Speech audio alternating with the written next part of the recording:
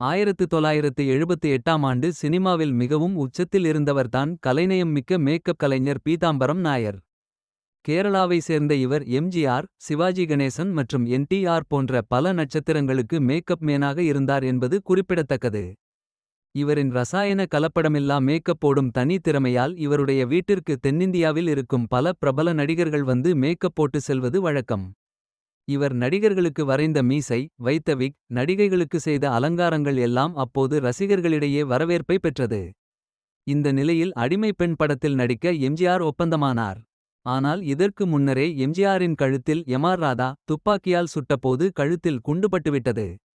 இதையடுத்து அவர் மருத்துவமனையில் சிகிச்சை பெற்று மீண்டு வந்தார்.